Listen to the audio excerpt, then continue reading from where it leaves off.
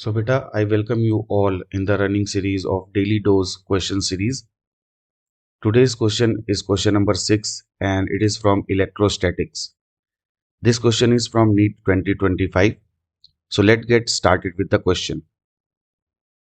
In this question, an electric dipole with the dipole moment 5 into 10 raised to power minus 6 coulomb meter is aligned with the direction of the uniform electric field of magnitude 4 into 10 raised to power 5 Newton per coulomb. सो बेटे इस question में एक dipole को हमने रखा है एक electric field के अंदर और डाइपोल जो है वो इलेक्ट्रिक फील्ड के अलोंग ही है। आगे कह रहा है the dipole is then rotated through an angle 60 degree with respect to the electric field. The change in the potential energy of the dipole is. तो बेटे क्वेश्चन पढ़ के हमें ये तो समझ में आ गया कि इस क्वेश्चन के अंदर जो कंसेप्ट लगने वाला है वो potential energy of the dipole in uniform electric field का लगने वाला है। तो सबसे पहले हम लोग कंसेप्ट के बारे में सीखते हैं।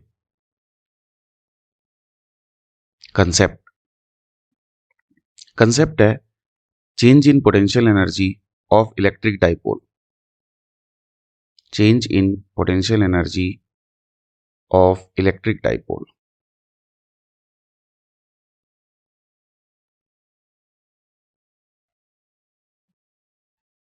तो बेटे इसके अंदर अब हम लोग देखेंगे कि जब भी कोई डाइपोल किसी इलेक्ट्रिक फील्ड में रखा होता है यूनिफॉर्म इलेक्ट्रिक फील्ड में और उसे रोटेट किया जाता है बेटा, तब उसके अंदर एक चेंज इन पोटेंशियल एनर्जी आती है ना।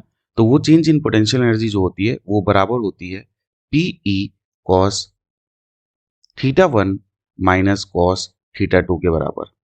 यानी कि बेटा अगर आपके पास एक डाइपोल है जिस डाइपोल का डाइपोल मोमेंट P है बेटे, है ना, इसको किसी यूनिफॉर्म इलेक्ट्रिक फील्ड E में रखा गया है। तो मान लेते हैं हम लोग ये हमारी इलेक्ट्रिक फील्ड मैंने बना दी और हमने एक डाइपोल रखा है, ये हमने एक डाइपोल बना दिया।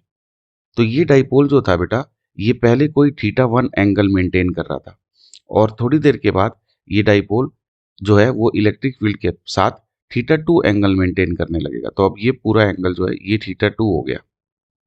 ठीक है, तो अगर एंगल चेंज होते हैं तो डाइपोल की जो पोटेंशियल एनर्जी है वो चेंज होती है बेटा और वो बन जाती है PE cos θ1 माइनस cos θ2। ठीक है, तो अब हम लोग इसके बेसिस पे ये क्वेश्चन को सॉल्व करेंगे। तो अगर हम लोग ध्यान से देखें बेटा तो इस क्वेश्चन में डाइपोल मोमेंट कितना दिया हुआ है P वेक्टर हमें दिया है बेटा 5 into 10 raise to power minus 6 coulomb meter. हमें इलेक्ट्रिक फील्ड का मैग्नीट्यूड दिया हुआ है बेटा, इलेक्ट्रिक फील्ड हमें दी गई है 4 into 10 raise to power 5 newton पर कोलाम और हमें जो एंगल है वो भी दिया हुआ है, वो कह रहा है the dipole is then rotated through an angle 60 degree. इसका मतलब पहले वो रखा था 0 डिग्री पे क्योंकि वो अलोंग था, है ना। देखो बेटा उसने बोला है aligned with the direction of electric field, इसका मतलब पहले अलोंग था θ1 और अब जो θ2 हो गया है वो कितना हो गया बेटा 60 डिग्री हो गया।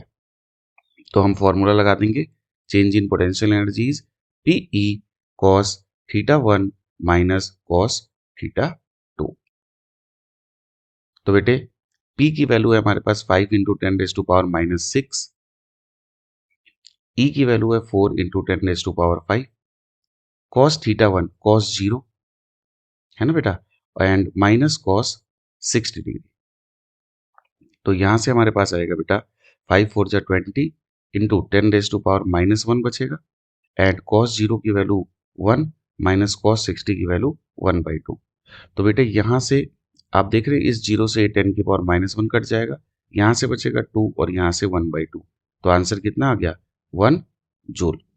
तो यहाँ पे हम लोग सिंपली कह सकते हैं कि जो चेंज इन पोटेंशियल एनर्जी आई है बेटा वो आई है 1 जूल।